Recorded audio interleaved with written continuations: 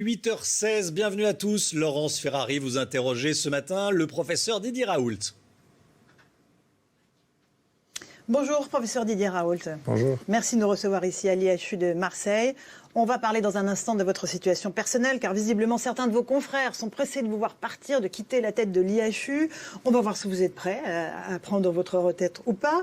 On verra encore une fois ce que vous pensez des banderoles, de tous ces panneaux avec votre nom, votre visage, qui ont été brandis dans les manifestations anti-pass sanitaire ce samedi encore. Mais le plus important, c'est l'avancée de la pandémie dans notre pays, avec ce variant Delta qui se développe partout sur le territoire, qui provoque des situations catastrophiques dans les départements d'outre-mer. Vous dites quelque chose que certains pays ont déjà vérifié avant nous, notamment Israël, c'est que l'avancée de la pandémie est décorrélée de l'avancée de la vaccination, qu'il n'y a pas de lien, en fait, entre le variant Delta et la vaccination. Expliquez-nous ça, parce que, encore une fois, ça peut prêter à confusion et faire bondir certains de vos confrères.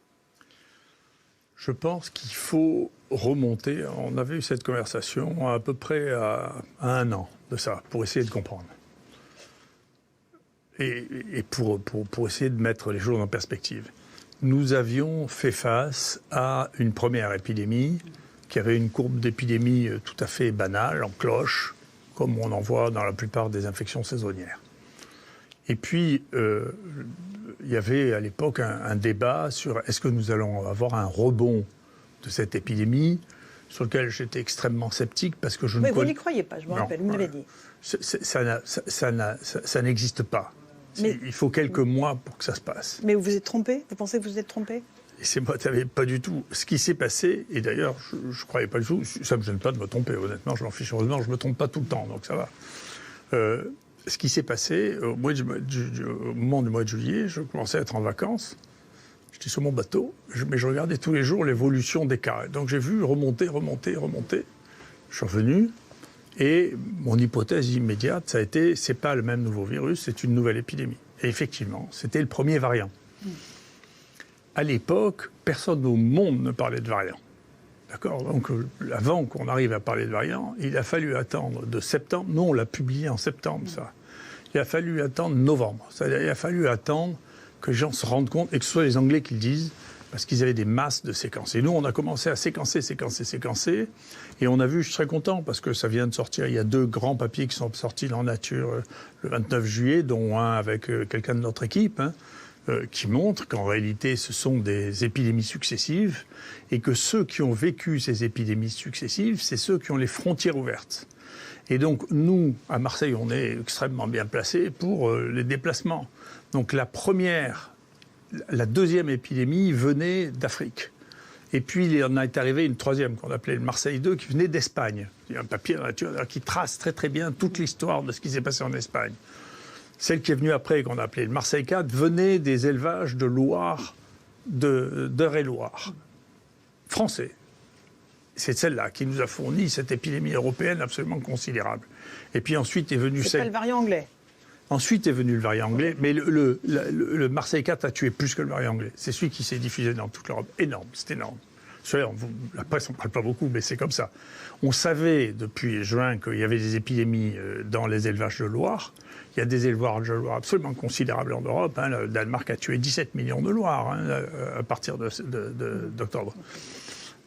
Ici, ça n'a pas été surveillé. On a les plus grandes difficultés à avoir les séquences, mais les séquences sont publiées. Les séquences, on voit bien, elles sont juste là. Là, on est quoi ? Ensuite est venu... Là, on est... c'est de fin août. Le 4 va s'arrêter en janvier. Donc c'est le plus long. C'est celui qui tue énormément. En novembre, décembre, il tue plus que les autres. Là, on a écrit ça aussi. On a comparé, parce que ces variants sont différents. Ils sont différents sur le plan immunitaire. Donc...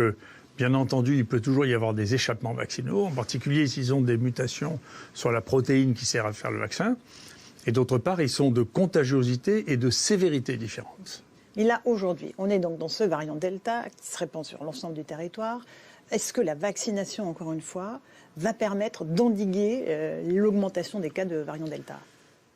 Vous savez que les prédictions, c'est pas mon style. Pour l'instant, ce que je vois, c'est que c'est pas les pays les plus vaccinés qui en ont le moins. Celui qui était le plus vacciné de tous, c'était l'Islande, l'Angleterre, Israël. C'est reparti exactement. Donc c'est intéressant. Mais sans cas grave, encore une fois.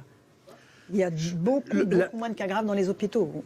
Oui, mais nous, sur ce que moi je connais, les autres, encore une fois, j'attends que ça se sédimente, parce que, encore une fois, si vous reprenez même un journal sérieux comme Science ou Nature, il y avait 1 mois et demi, on disait, regardez l'exemple israélien, voilà, c'est exactement ce qu'il faut faire pour plus avoir d'infection avec le Covid. Il ne faut pas tirer des conclusions hâtives, hein. Nous, ce qu'on voit, et c'est ce que j'ai présenté, c'est que globalement, par rapport au nombre de gens qui sont diagnostiqués, le pourcentage d'hospitalisation et le pourcentage de réanimation est de 30% de celui des 2 variants précédents, donc, qui ne sont pas vaccinés, hein. Donc la maladie est moins grave. Pour établir que la maladie chez les vaccinés est moins grave que chez les non-vaccinés, il faudra avoir des effectifs suffisants et des données suffisantes, en particulier. Je ne suis pas sûr qu'on ait des données très très précises, peut-être qu'on les aura avec le pass, avec des données très précises chez les gens qui sont en réanimation et qui ne peuvent pas dire vraiment ce qui s'est passé, si vous voulez. Je ne suis pas sûr qu'on ait des données très précises, mais ce qui est intéressant à regarder maintenant, parce que c'est la population dans laquelle le taux de vaccination est le plus élevé, c'est la mortalité dans les EHPAD. Et moi, à ma connaissance, la mortalité dans les EHPAD est élevée actuellement, parce que bien entendu, c'est la population en risque.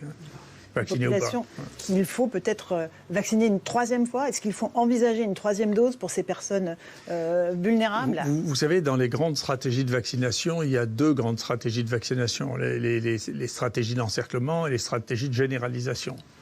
Moi, je crois beaucoup qu'il faut éventuellement associer les 2, mais je crois beaucoup aux vaccinations d'encerclement. On fait ça avec les clusters, par exemple. Mais on fait ça, moi je pensais que, vous voyez, pour la rougeole, autour des clusters de rougeole, il fallait vacciner tout le monde. Sauf les gens qui ont eu des rougeoles naturelles, parce que ceux-là, ils sont immunisés définitivement. Là, moi je pense qu'il faudrait se focaliser chez effectivement la population à risque, qu'on voit très bien, c'est les gens de plus de 65 ans ou les gens qui ont des pathologies. Les autres, il n'y a pas de surmortalité de ça. Et que donc, il faudrait effectivement, éventuellement, vérifier au bout du doigt qu'ils ont des anticorps et leur faire une 3e injection ou leur faire une 3e injection systématique chez ces sujets-là. C'est ce que les gens commencent à faire en Israël, c'est ce que les gens proposent aux États-Unis, c'est-à-dire de passer, vous voyez bien qu'il y a 2 questions que vous posez. Il y a une question de comment protéger la mortalité. Ça, protéger la mortalité, c'est porter un effort tout particulier chez les sujets les plus à risque de faire une forme grave. Et puis, d'endiguer l'épidémie, là, pour l'instant, on n'est pas dans une situation qui est très optimiste pour le fait d'endiguer l'épidémie. Donc, il y a bien 2 questions à la fois. C'est essayons d'abord de protéger au mieux les gens qui sont les plus à risque. Il faudra faire des nouvelles formulations vaccinales, c'est évident, qui intégreront plus de possibilités de variants, puisqu'on le voit bien que ces variants-là échappent en grande partie au vaccin. Et puis voilà. Les enfants, est-ce qu'il faut les vacciner ? On est à quelques encablures de la rentrée scolaire. La vaccination des plus de 12 ans a déjà commencé. Est-ce qu'il faut envisager de vacciner les enfants de 3 à 12 ans ? Les autorités américaines se penchent, font des essais en ce moment pour avoir la réponse à cette question. Écoutez, cette question, après, ça sera une question politique. Et c'est une question du risque qu'on est susceptible de prendre dans des conditions de cette nature-là. Moi, je ne discute pas, jamais discuté des décisions politiques. Le temps tri et le temps est impitoyable. C'est l'histoire qui juge les politiques. Hein. Si vous voulez, pour autant, actuellement, les enfants, pour autant que ce que l'on a pu observer jusqu'à maintenant, les enfants font des formes qui sont bénignes, que l'on gère parfaitement. Et donc, la généralisation d'une vaccination chez les enfants me paraît pas une urgence absolue, d'autant qu'on voit bien qu'il n'y a pas de contrôle de l'épidémie grâce à cette vaccination-là. Il y en aura peut-être une autre qui permettra d'avoir un contrôle épidémique. Il ne faut pas insulter l'avenir. Mais globalement, on n'a pas d'évidence. Et d'ailleurs, ce qui explique que, vous voyez, il faut pas trier. Vous avez vu mon jeu de cartes. Il ne faut pas trier en prenant les pays avec lesquels vous êtes d'accord et ne pas prendre ceux qui ne sont pas d'accord. En Angleterre, on dit on ne va pas faire de vaccination en dessous de 16 ans. Vous voyez, donc, c'est de la politique. Donc, ce n'est pas quelque chose sur lequel vous avez une homogénéité de la pensée, juste ou fausse d'ailleurs. Hein. Mais en tout cas, c'est de la politique. Et donc, les gens tâtonnent en se posant des questions de savoir est-ce que ça... Mais je trouve que les décisions qui sont prises en moments très, très anxiogènes ont le risque d'être des positions extrêmes. Donc c'est ce que je vois, il y a beaucoup de positions d'entraîner extrêmes. Des positions extrêmes, on va en parler dans un instant. L'immunité collective, on l'atteindra ou on ne l'atteindra plus maintenant ? L'émergence de ces variants régulières, est-ce qu'elle fait le fait qu'on n'aura jamais cette immunité collective? Vous savez, je ne sais pas trop ce que c'est l'immunité collective. Je ne sais pas ce que c'est. Quand on a tellement ralenti, vous savez mieux que moi, vous êtes microbiologiste, la circulation du virus qu'il disparaît. Ça n'existe pas, ça. Si vous arrivez à corriger toute la population, à avoir une immunité de toute la population, il n'y en a pas. Entre ça, la raison pour laquelle les maladies disparaissent, moi bien sûr je ne vois pas le côté immunitaire, je vois le côté du virus.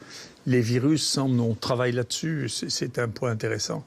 Dans ces épisodes successifs d'un virus, les mutations d'un virus, au bout d'un moment, il y a les deux manières extrêmes pour un virus de s'implanter, c'est soit d'être très agressif et très rapide, soit d'être lent et pas mortel.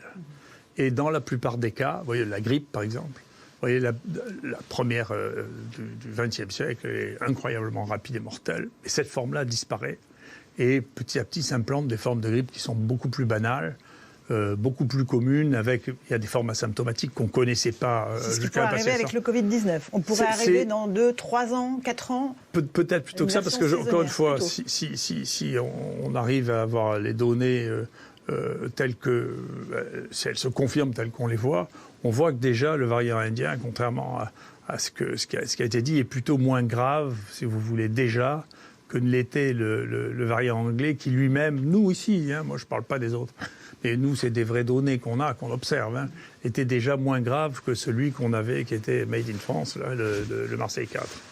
Donc on a l'impression déjà que l'on a une diminution de la gravité, et on est en train de regarder, en train d'analyser, de savoir si le portage dure plus longtemps, qui irait dans ce sens-là. Et donc, si on a un portage plus long, avec des formes moins graves... plus longtemps le virus, c'est ça. Mais ces virus s'imposent par le temps. Je vais vous donner un exemple qui n'a rien à voir avec la herd immunity, mais c'est la vraie vie, c'est pas de la déduction. C'est celui de la myxomatose, que les gens regardent sur Wikipédia, ce que c'est que la myxomatose.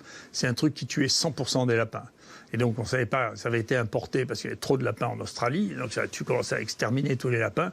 Et puis petit à petit, le virus de la myxomatose est devenu de moins en moins pathogène par lui-même.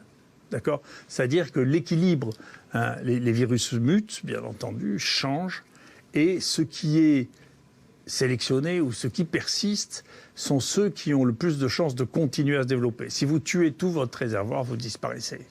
D'accord. J'aimerais qu'on revienne quand même sur ce que vous pensez de la vaccination. Vous dites que ce n'est pas la panacée. D'ailleurs, le professeur Alain Fischer dit à peu près la même chose que vous. Il dit que la capacité de transmission du Delta est bien plus importante et que le vaccin ne confère pas une protection complète ni contre l'infection ni contre la transmission. Est-ce que ce vaccin-là, il faut l'améliorer en prévision des nouvelles vagues de variants et comment, encore une fois, ralentir cette progression du virus ? C'est une bonne question. Moi, j'ai toujours pensé, mais je me trompe peut-être, mais j'ai toujours pensé que les vaccins qui ne s'adressaient pas... Je pense que si vous avez une cible unique et étroite, la capacité du virus à échapper à votre défense est plus importante que si vous avez plusieurs cibles, même si les autres cibles apparaissent moins efficaces. C'est clair ce que je dis ? C'est-à-dire que si vous avez des réactions immunitaires contre toutes les protéines du virus, plus ou moins fortes, toutes ces protéines servent à quelque chose. Un virus n'a pas de protéines qui servent à rien. Donc elles servent toutes à quelque chose. Même si vous ne le savez pas, elles servent à quelque chose. Sinon, elles les auraient plus depuis longtemps. Et donc, si vous avez un vaccin contre toutes les protéines, c'est mon opinion. C'est pour ça que je suis plus pour les vaccins inactivés, si vous voulez. Renforcés éventuellement par des adjuvants, si vous voulez, pour les rendre plus puissants. Les vaccins classiques, donc pas les vaccins ARN. Les vaccins classiques, oui. Okay. Vous croyez plus à ces vaccins-là qu'aux vaccins ARN. Oui. Mais vous êtes, encore une fois, en faveur de la vaccination, professeur Raoult. La question se pose, on vous le reproche. On vous reproche vos arguments qui nourrissent les anti-vax. Non mais, si vous voulez, moi je suis un scientifique, je suis pour décrire la... réalité perçue à un moment donné. La réalité scientifique n'est pas plus définitive que les autres. Donc, me prendre pour un anti-vax, quand on regarde ce qu'est ma vie, vous savez, j'ai fait la politique une fois dans ma vie, c'était pour faire rembourser la vaccination de l'hépatite B et de la méningite à hémophilus. Ça, c'était en 92 où j'ai préparé le programme qui a été mis en place ensuite par Douste Blazy, c'est depuis que je le connais, donc ça fait 92, et je suis intervenu au ministère de la Santé en 2002 pour rattraper le désastre de l'hépatite B qui a été mis en place qui étaient les conséquences de décisions prises dans l'affolement par Kouchner sur la vaccination. Donc si vous voulez, ce qui est marrant d'ailleurs, ça a tourné, à l'époque c'était la gauche qui était contre les vaccins, moi quand j'étais au ministère, les gens disaient que c'était un suppôt du lobby vaccinal. Donc, si vous voulez, tout ça, je ne suis ni un suppôt du lobby vaccinal, ni j'ai écrit un livre dans lequel je dis qu'on a des retards vaccinés. Il y a au moins 3 vaccins qui devraient exister en France depuis 10 ans qui ne sont pas faits. Lesquels le papillomavirus, un virus de maladie transmissible qui donne 3 cancers chez l'homme, 3 cancers chez la femme. Qu'est-ce que c'est que cette histoire de dire on fait le vaccin que chez les femmes et les gays? Enfin, c'est complètement surréaliste, cette histoire. Okay. C'est idiot. La varicelle, ça existe depuis 20 ans aux États-Unis, ça a quasiment disparu des États-Unis. Ça fait plusieurs centaines de milliers de cas chez les enfants en France. Pourquoi? C'est parce que c'est le remboursement. À un moment, il y a un qui dit c'est pas cost-effective. C'est-à-dire c'est pas rentable de faire la vaccination. La grippe chez les enfants, ça c'est aussi important parce que les vecteurs, pour l'instant, les vecteurs de coronavirus ne sont pas les enfants. Mais les vecteurs de la grippe, c'est les enfants. Donc c'est les enfants qui le transmettent à leurs grands-parents. Voilà, moi, les conclusions du livre que j'écrivais il y a 3 ans sur les vaccins, en disant ces vaccins-là, il faut les faire. Après, il y a des vaccins dont on peut se demander, parce que les vaccins font partie de l'histoire. Il y en a qui n'ont plus d'intérêt. La variole, on l'a arrêtée dans les années 70. Il y a des vaccins qui n'ont plus d'intérêt, et il y a des vaccins qu'il faut renforcer, ou il y a des vaccins pour lesquels il faut changer la stratégie. Mais si vous voulez, je vois que c'était une idée fausse et je me suis trompé. J'ai fait un truc en disant on a le droit d'être intelligent. On a l'impression qu'on n'a pas le droit d'être intelligent dans ce pays. Hein. C'est-à-dire qu'on est forcément dans le camp des bons ou dans le camp des méchants. Il n'y a pas de nuance possible. Ouais, tout devient le symbole d'un côté ou de l'autre. Tout devient... c'est intéressant d'ailleurs, parce qu'il y a un autre truc où j'ai l'habitude d'être pris comme bouc émissaire, et donc j'avais raconté parce que scientifiquement, historiquement, Darwin c'est très intéressant, mais scientifiquement ça ne tient pas la route. Donc moi j'ai écrit un livre là-dessus, tout le monde disait on ne peut pas dire ça, sinon ça veut dire qu'on est créationniste, qu'on croit à la Bible. J'ai dit attendez, il n'y a pas que 2 choses. Mais je suis content parce que pour la première fois dans Science, il y a eu un article sur les 150 ans du 2e livre de Darwin en disant mais comment on peut faire un héros d'un type qui est raciste, sexiste, épouvantable. Enfin, ce qu'il écrit est épouvantable, c'est que personne ne le lit. Personne ne sait de quoi on parle. Et là, aujourd'hui, c'est vrai que ce que vous dites est récupéré par ceux qui sont anti-vax, par ceux qui manifestent, et le professeur François Crémieux, qui, encore une fois, souhaite vous voir partir. Non, il n'est pas professeur. Voilà. François Crémieux, vous avez raison, qui souhaite vous voir partir de l'IHU, dit, en fait, ces propos servent les anti-vax. Et donc, voilà, vos paroles ont un sens et un poids dans l'opinion, professeur. Pour de la vérité, je pense que Crémieux, c'est le grand copain de Hirsch, et comme j'ai dit ce que je pensais de la gestion de Paris, qui était absolument épouvantable, il m'en veut beaucoup parce que c'était un complot contre vous? Oh, écoutez, quand je vois, il est arrivé, il a viré mon collaborateur Éric Chabrière, ils ont viré Fouquier qui essayait de donner une vision alternative des choses, et moi, il veut pas me prolonger dans mes fonctions hospitalières. Tout ça en l'espace de 2 mois. C'est peut-être possible que ce soit par hasard, c'est pas sûr quand même. On a l'impression qu'il est venu faire le ménage. Le professeur Fouché, en l'occurrence, a pris plusieurs fois la parole dans des rassemblements anti-vax pour encourager la population à entrer en résistance. Et le professeur Chabrière a lui relayé des articles appelant à des meurtres sur des médecins. Donc quand même, il y a des raisons objectives. Je ne sais pas s'il a fait ça. Je pose pas le truc. Je vous dis simplement, il arrive pour faire le ménage. Moi, je fais partie des objets dont il voudrait faire le ménage. Je le regarde. Est-ce que vous êtes prêt à partir en retraite, là, le 31 août, comme on vous le demande? Parce que vous avez atteint l'âge de la retraite. Non, mais il ne faut pas confondre 2 choses. Moi, je suis à la retraite universitaire et hospitalière. D'ailleurs, j'aurais dû être à la retraite il y a 2 ans. J'ai été prolongé dans mes fonctions par le ministère de la Santé de l'époque. Mais ma carrière hospitalière comme PUPH s'arrête au 1er septembre, quoi qu'il arrive. C'est indépendant de lui, c'est la nature qui fait ça. D'accord. Il se trouve que j'aurais pu, c'est ce que me conseillait celui qui m'a donné conseil pour l'assistance publique, qui est très haut placé dans ce domaine, j'aurais pu être recruté comme praticien hospitalier contractuel pendant encore 2 ans, puisqu'on peut travailler jusqu'à 2 ans. Vous vouliez cumuler, c'est ça? Oui, bien sûr, comme font beaucoup de mes collègues. Et comme le fait que si j'étais recruté comme péage, ça rapporterait, écoutez bien, plus de 2 millions d'euros par an à l'assistance publique. Ok. D'accord ? Du fait de mon activité scientifique, qui génère de l'argent, qui est envoyé. Et le fait que j'y sois plus, ça générera plus d'argent. Ma production scientifique ne générera plus d'argent. Donc, c'est une décision qui leur appartient. Mais j'ai remarqué que souvent, les décisions, ce qui explique l'état de nos hôpitaux, les décisions ne sont pas des décisions rationnelles et gestionnaires. Ensuite, il faut distinguer ça de la fondation, qui est une fondation autonome. Fondation de l'IHU. La fondation de l'IHU. La fondation de l'IHU est une fondation autonome qui a un conseil d'administration qui est fait de 20 personnes, dans lequel il y a 3 anciens ministres et dans lequel le représentant de l'assistance publique a une voix. C'est eux, ce conseil d'administration, qui va décider de votre sort, on est bien d'accord? Oui, c'est ce conseil d'administration qui discutera avec moi de voir quelle est la meilleure solution. Il y a une réunion qui est prévue avec les fondateurs, c'est-à-dire ceux qui étaient initialement 7 fondateurs, qui est prévue mi-septembre. Et ensuite, il y aura un conseil d'administration qui sera décidé, parmi lesquels ça fait partie des points de l'ordre du jour. Mais encore une fois, l'évolution de la fondation, il est prévu depuis longtemps, depuis 3 ou 4 ans, et donc il va suivre un fil qui sera difficile de faire autrement. Après, l'idée du directeur général, c'est de détruire les fondements même de l'IHU et des équipes qui sont en place. Il faudra qu'il arrive à le faire avant avril, parce qu'en avril, il y aura un changement de gouvernement, et on verra bien avec le nouveau ministre s'il est aussi hostile fondamentalement à l'IHU que ce gouvernement-là. Ça veut dire que vous n'êtes pas prêt à raccrocher les crampons. Vous voyez encore quoi ad vitam aeternam à la tête de l'IHU? Non, c'est pas la question. D'abord, si vous voulez, il y a 2 choses. Dans l'IHU, il y a une partie fonctionnelle qui est liée au fait que je suis directeur de l'IHU et qu'en même temps, j'étais praticien hospitalier, qui, je dois dire, si vous voulez, commence à être lourde. Si vous voulez, ça fait longtemps. Ça fait 32 ans que je suis chef de service. Je ne suis plus le chef de service de ce pays. Je suis le professeur le plus ancien de ce pays.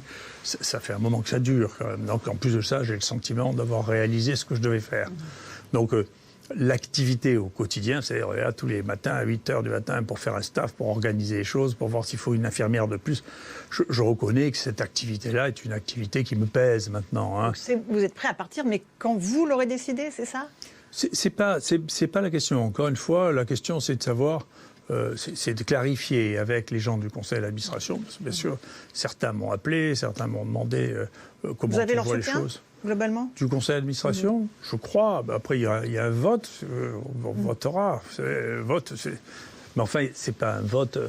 Je ne me présente pas à la présidence de la République. Il y a 20 personnes. On connaît les 20 personnes. Hein. Vous n'avez pas d'ambition politique, tiens, d'ailleurs, en passant? Parce qu'on voit votre nom sur les banderoles.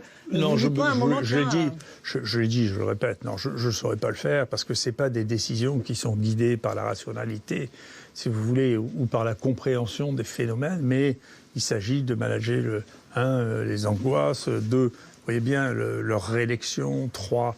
Donc c'est des choses qui m'intéressent pas. Et en plus de ça, j'ai été frappé, je vous dis, je suis frappé par ça. Je suis frappé sur le peu de pouvoir réel qu'ont les gens qui font de la politique. Ils ont l'impression d'avoir du pouvoir et même des réactions qui sont extraordinaire d'hubris. Malheureusement, c'est un concept qui a été perdu avec les Grecs, l'hubris. Hein. C'est-à-dire la déraison liée à l'impression qu'on a tous les pouvoirs, qu'on se prend pour Dieu. C'est très... je suis frappé de voir ça. Mais personne n'est à l'abri de son hubris, ni vous ni moi. Ça se domestique. Ça se domestique. Si on est lucide, ça se domestique. Voilà.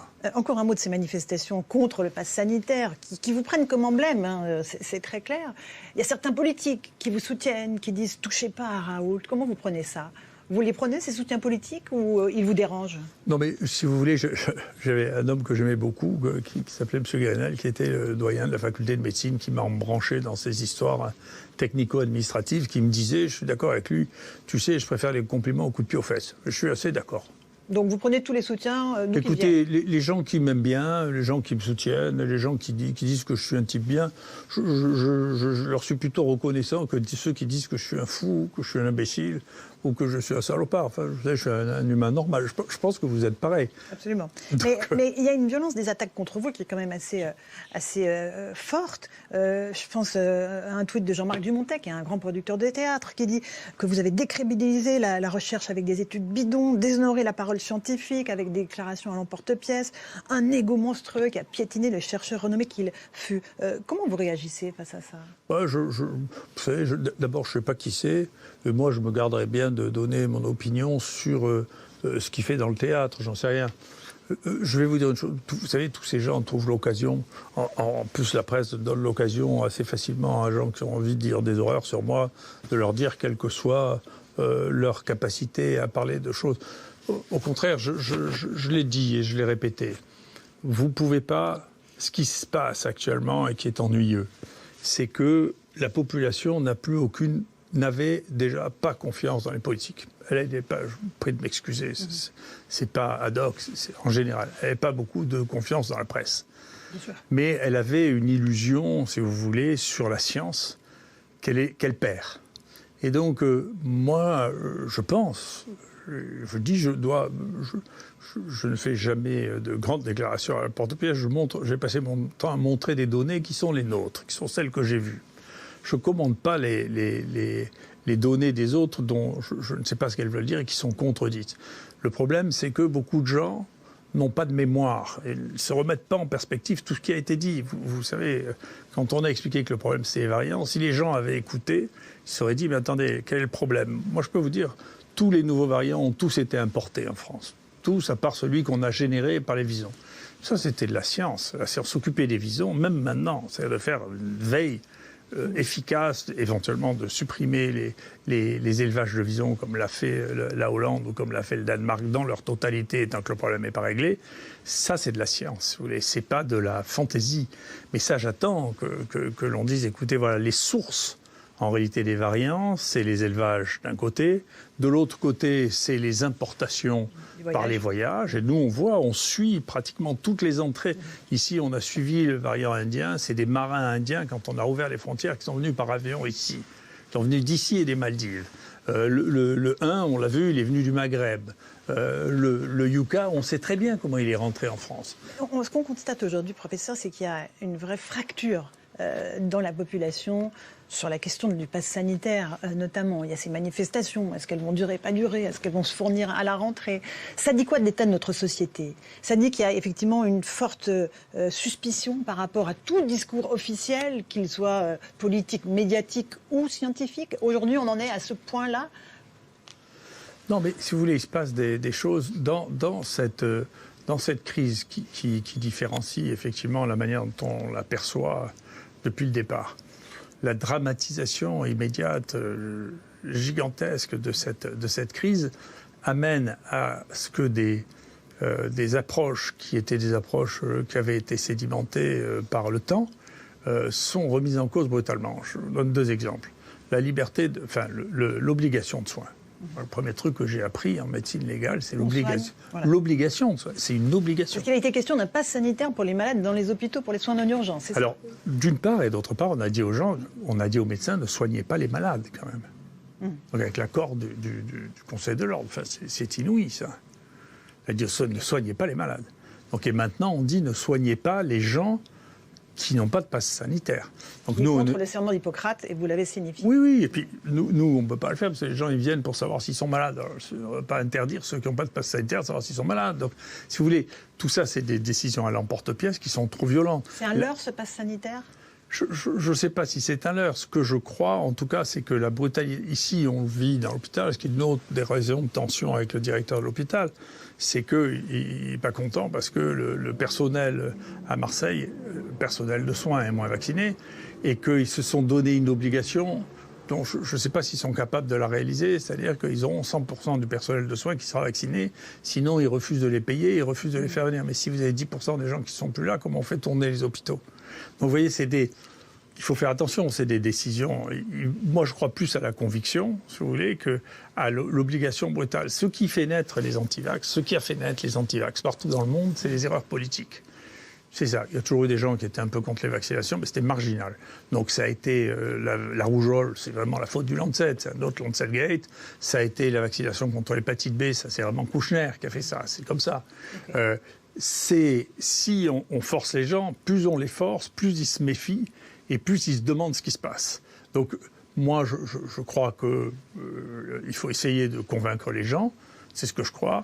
Je pense qu'il faut avoir des réponses mesurées. Et là aussi, si vous voulez, il s'est passé une chose qui est très importante, dont vous n'avez peut-être pas entendu parler. Les administrations ont demandé aux médecins du travail de leur donner la liste de tous les gens qui étaient vaccinés. Mais on n'a pas le droit de faire ça. Donc l'association de tous les médecins du travail a dit, vous demandez de trahir le secret professionnel, mais on n'a pas le droit. Ça fait partie des choses qui sont... On peut être poursuivi pour ça. D'accord ? Donc dans cette ébullition, si vous voulez, on passe par-dessus des siècles de comportements avec la médecine qui sont d'une nature incroyable. De la même manière pour la science, cette idée que la science doit obéir à qui un comédien, qui un journaliste, tout ça est complètement fou. Les scientifiques, c'est le métier scientifique. Et le métier scientifique, c'est jamais d'être d'accord. C'est la base même de toute la science. Et c'est de questionner en permanence ce que vous faites. Merci beaucoup, professeur Raoult, de nous avoir reçus. On risque de vous voir encore quelques temps à la tête de l'IHU. Écoutez, vous verrez bien, vous êtes bien impatiente. Non, mais on verra, c'est votre conseil d'administration qui décidera. Merci en tout cas de nous avoir reçus aujourd'hui à l'IHU de Marseille pour répondre à nos questions. À vous, Romain Desarmes, pour la suite de la matinale.